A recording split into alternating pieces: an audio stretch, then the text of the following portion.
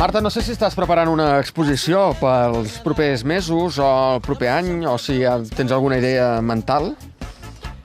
Estic fent projectes molt xulos. Sí? Doncs no sé si amb algun d'aquests projectes et fan falta fotos, perquè nosaltres n'hem preparat una. D'aquestes dues fotos que ara t'ensenyaré, n'hi ha una que no l'has fet tu. A veure si saps quina. Home, suposo que ho sabrà, no? Sí, suposo que sí. Està difícil, la cosa? Sí.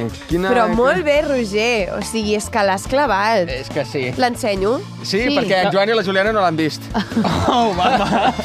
És una foto d'en Carlos Cuevas, una, i l'altra surto jo. Però, curiosament, en Carlos em va copiar bastant la pose. Total. I la Marta va copiar bastant els filtres i tot. Roger, la pregunta és, això vol dir que aquest matí a casa teva t'has posat a fer aquesta foto? A l'oficina. Ha arribat i li toca el jefe.